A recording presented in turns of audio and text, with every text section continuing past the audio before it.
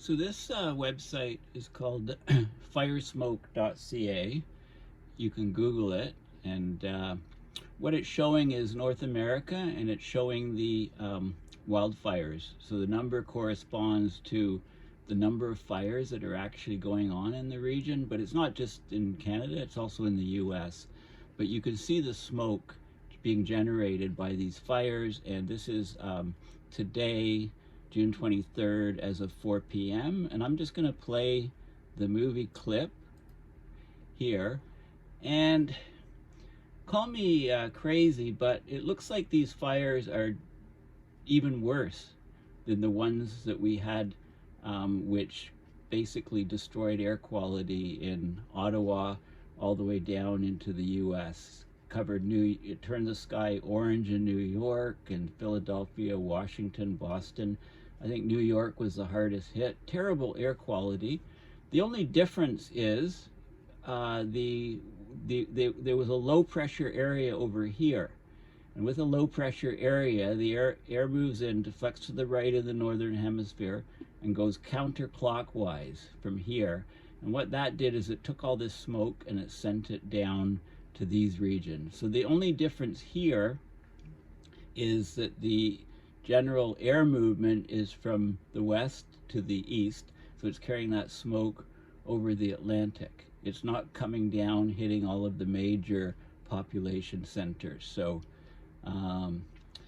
this is basically a projection from now to June 25th at about this time. So it's basically the 23rd, the present time on the 23rd to the 24th to the 25th. So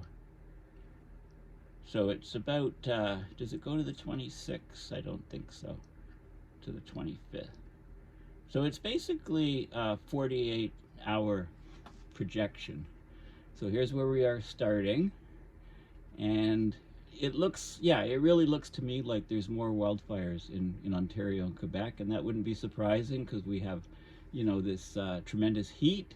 And, here, it looks like Ottawa is going to be clipped in a couple days again. It's starting to move downwards, but it looks like the major cities in the US aren't going to be hit, at least in the next few days. So it's interesting how quickly people forget. I mean, everybody is operating in the now, it seems. When all this air came down, it caused a lot of consternation, a lot of soul searching. Oh, what's going on with climate? And then days later, it's like the whole thing is forgotten. It's just the way the human mind seems to work. So if I click on 16, for example, it actually shows you, where this is a fire area in Quebec. So it's generating the smoke, right? So you can zero in and you can see what's going on. So here, there's 2 fires associated with that, and we can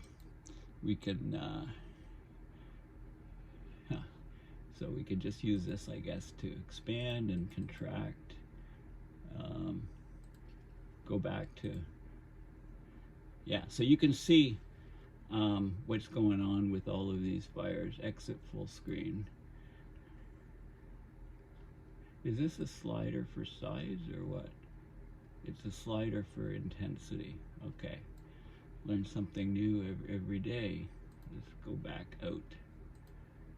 Okay, so here we go. So, yeah, there we go. Okay, the fires aren't too bad. So what this does is it hides the smoke, right? So you can see where the burn areas are.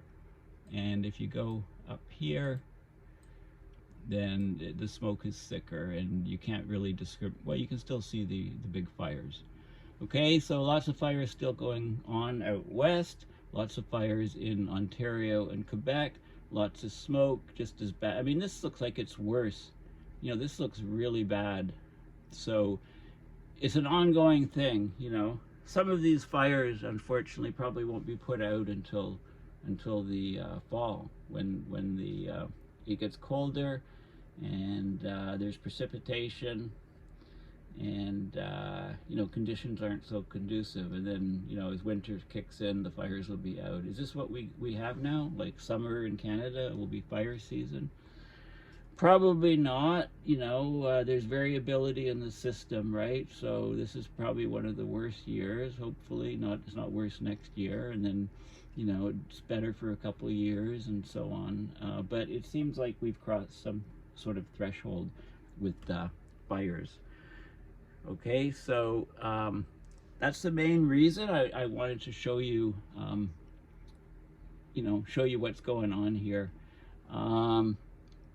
I'm working on another video on fires. I'll be specifically talking about the Fort McMurray wildfires that took out a big chunk of the entire town in 2016, and about the different fire regimes where fires are burning much hotter, they're traveling much faster, they're destroying way more area of forests.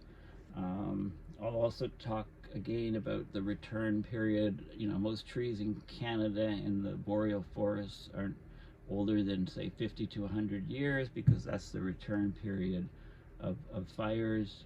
So fires have, of course, are a natural component, but there's just too many of them all at the same time, and this is because the great warming has basically desiccated the forests, and they're any lightning or anthropogenic cause, and you get massive areas burned.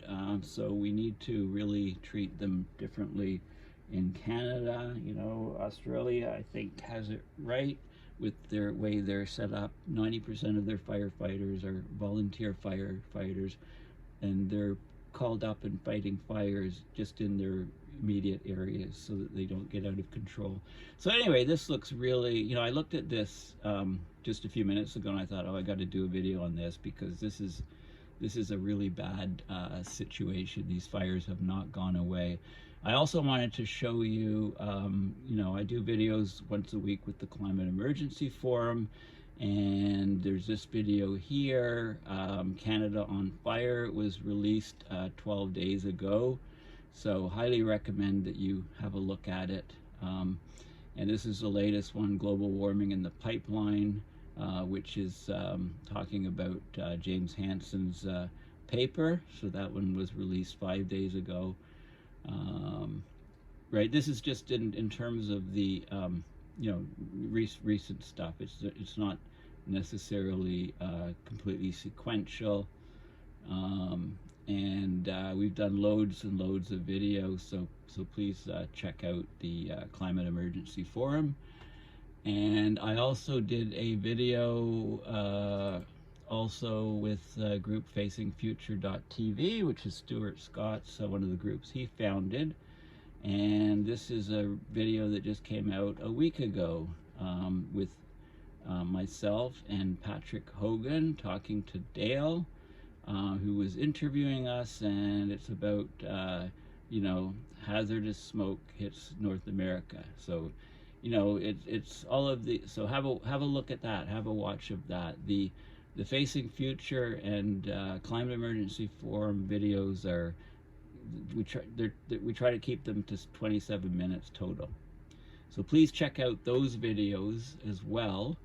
And just looking at the world, the real-time air pollution index, as bad as, we had really bad days, right, when there was fire, but we have to remember that there's people. Why is it so bad here in Spain? Very bad in Spain. We have to remember that there's people around the world, specifically in these areas, that day in, day out, they're breathing very unhealthy air, and their life expectancy is shortened because of the hazards of breathing the PM 2.5 particles.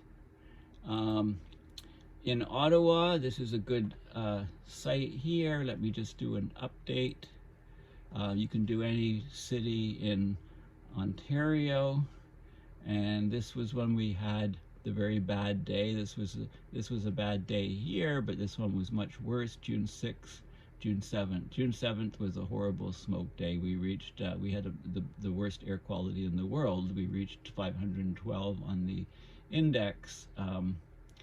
That was fine particulate matter. You know, we've had some days, look at the scale here, okay? So this scale goes right up to over 500, right? And if you look at the scale, you know, this is only 25. 25 is up here, and you can see, you know, there's some spikes up to about 85 or so, and you know, mostly it's under 15. Okay, so here's where we are right now. 7 is the small fine particulate matter. Okay, so you know, wherever you live, I'm sure there's data you can access. This is the IQ Air is a good site. Check out IQ Air. It's got information on all different countries. And the nice thing about this is people ask me, well, where do you get a particle counter? And they have air purifiers, they have air quality monitors. These look excellent, like an excellent product. Some of them give you even PM 2.5, PM 10, and so on.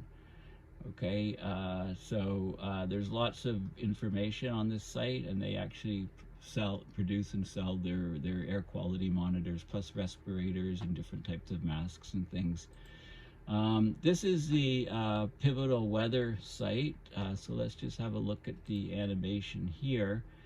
Okay, it's just another way of depicting the smoke, and you can see the time, the date and time, and you can see the motion, the movement of the smoke. It's another, so it's going to be getting worse in a few days. Okay, so that's just remind you that's another useful site. And then the Air Now is a U.S. Site, which is the U.S. Air Quality Index. It explains the different pollutants and the different parts of the AQI scale. And you can put, you know, a city in here. So I picked, say, New York City, and it gives you the current air quality, PM 2.5, ozone, PM 10. It tells you the forecast over the next few days. Information on different sources of poor air quality. You can get notifications. So if it's above a certain level, you get alerted for your city. And this is New York right now, so the air quality is good.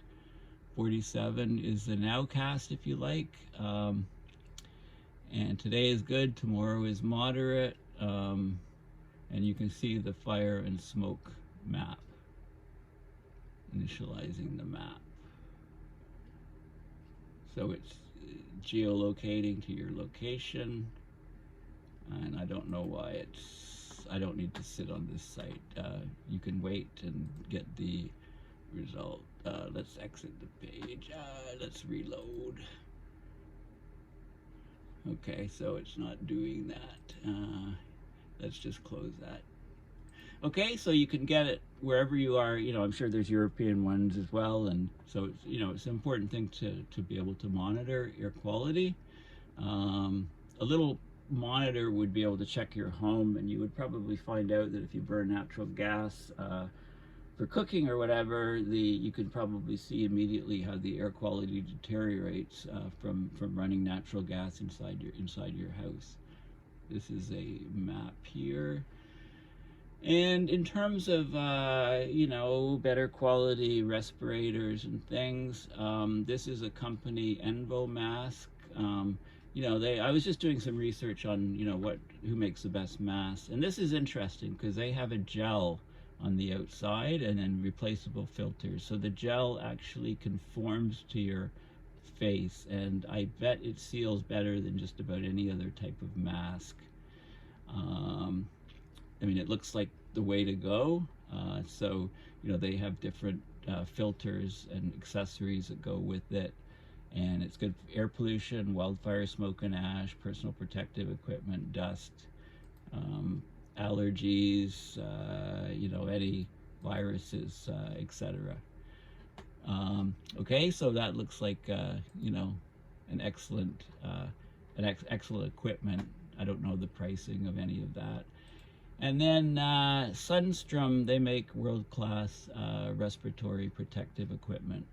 So, if you want to, if you like get one of these things here, like a hazmat suit, I mean, maybe you can get it with cooling, and maybe we'll all be wearing such a thing to walk on the surface of this planet, at some point in the not too distant future.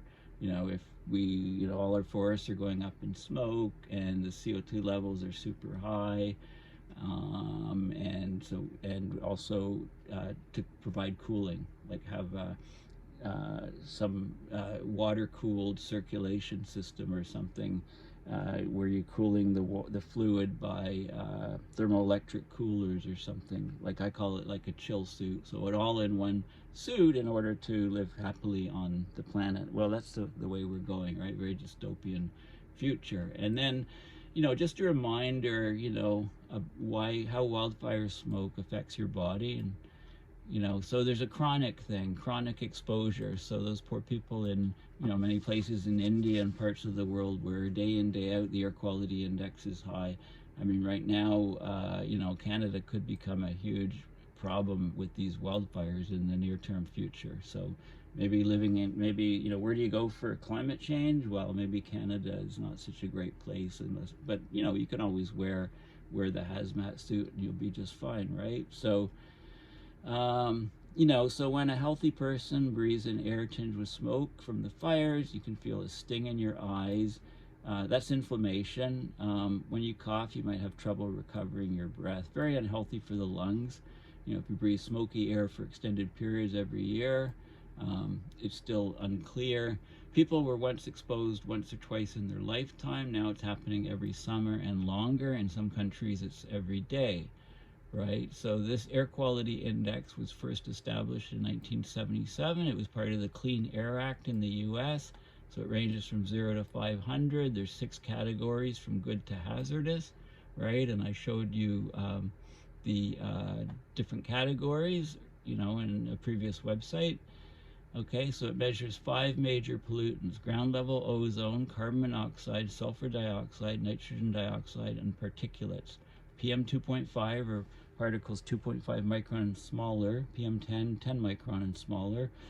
So basically, PM 2.5 is PM10 plus all of the particles between 2.5 and 10 micron, right? So, and so there's, instruments on the ground, there's satellites that collect information about what's in the atmosphere, but also, indoor air quality is a huge deal. So wildfire smoke is mostly, it's PM 2.5 that's in the smoke. It can go deep into your lungs. The body responds by releasing the same immune cells it would deploy to attack a virus, but unlike a virus, it's particulate matter, carbon particles. It can't be broken down by the immune response, so you get long-lasting inflammation. Inflammation affects your lungs, kidneys, liver, and probably your brain, because it goes through the barrier and enters the bloodstream, and then it can go and affect every organ in the body and cause inflammation. So wildfires are a growing health threat, not even of being torched and losing your house, but also breathing the wildfire smoke, which can travel thousands of kilometers, and health effects on pregnant women needs to be known better. When wildfire smoke enters the airway, the tiny particles, which are about 30 times smaller than a human hair, so 2.5 micron, yeah, if you multiply by 30, you get about 75 micron, which is about a human hair. I mean, my hair is 75 micron, it's pretty thick. If your hair is really thin, then use a different shampoo. It might only be like 50 micron diameter. So those particles, 2.5 micron, they can get lodged deep in the lungs, injure the lining. The body tries to expel them, so it triggers spontaneous reflexes like coughing that helps cilia, the little hairs lining the cells of the airway, beat the particles out, but the immune cells can't break them down. Anybody with asthma or COPD, those are both from inflation. You can get additional inflammation from the wildfire smoke, which makes things much worse.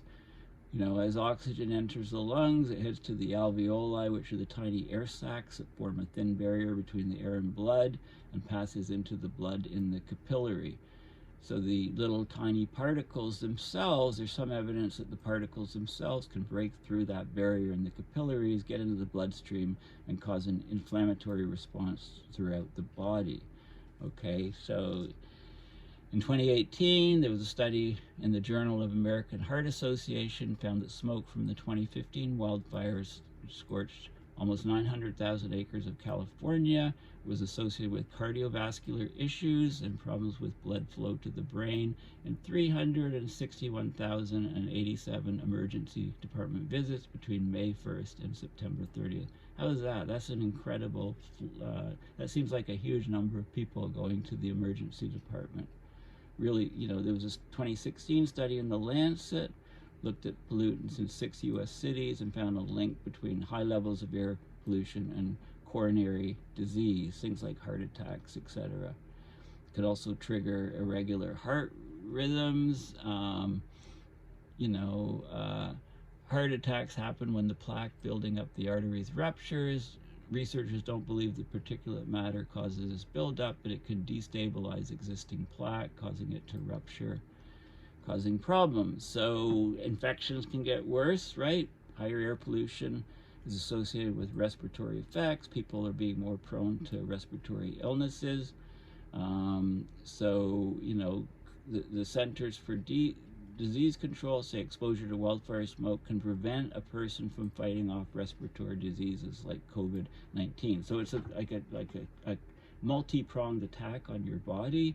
The wildfire smoke, COVID, and you have trouble, activating the immune response to recover. Elderly, a 2017 study in the American Journal of Epidemiology found that elderly Black people who are more likely to live in urban areas where there's more persistent air pollution. They were more likely to be hospitalized from exposure to wildfire smoke. Okay, so it's a cumulative thing. Wildfire smoke was once primarily made of the earthy remains of fallen twigs, brush, and trees, but as wildfires blaze through suburbs, they're burning up your house. Synthetic paints, carpets, consumer goods, right? So in California's historic 2018 fires, including the Paradise Fire, 19,000 homes burned. In Canada's 2016 fire in Fort McMurray, which I read the book on, and I'll do a video on soon, it was that sort of number, 20,000 structures or so, mostly people's houses. So, they're still finding out more and more bad things about wildfire exposure to wildfire smoke. So, if on really bad air days, stay indoors, have HVAC systems to purify, air purifiers with HEPA filters. Don't add to indoor pollution by cooking with gas stoves, gas ovens. If you go outside, wear an N95 respirator tightly fitted to your face. The COVID-19 surgical masks and other homemade face coverings won't protect you from the smoke. If you want to go World War I, you could always pee in a rag and wear that over your face. Actually, I'm joking on that. That removes chlorine from the air, saved a lot of people in the trenches in World War I from the gas attacks, the world's first gas attacks at Ypres and other places. Okay, so wildfires are going to be one of humanity's greatest challenges, not just wildfires, but all the extreme events resulting from climate change. We're entering a new phase of reality we just can't reverse. So there you go. Okay, so so remember to go to my website, paulbeckwith.net. Please consider donating to my PayPal to support my research and these videos. Okay, bye for now.